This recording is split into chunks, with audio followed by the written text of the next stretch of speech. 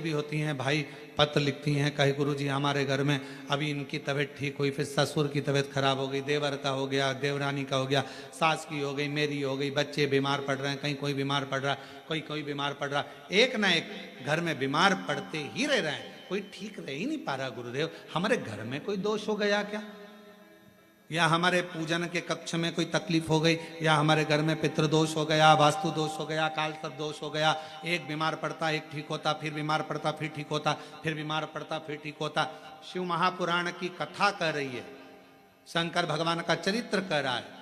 सावन के महीने में प्रदोष का जो दिन आए, 2 प्रदोष श्रावण के महीने के 2 प्रदोष पड़ेंगे, किसी भी प्रदोष पर एक पीपल के पत्ते पर कनेर का पुष्प अपने घर के अंदर रख लीजिए प्रदोष के एक दिन पहले, और प्रदोष वाले दिन उसको बहते हुए पानी में डाल दीजिए।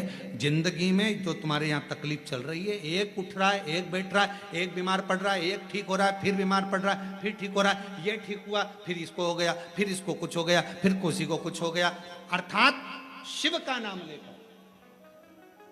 और फिर ध्यान देना, इस क्रम को करने के लिए आपको तुमरुकेश्वर महादेव का नाम लेना पड़ेगा। कौन से महादेव का नाम बोलना है?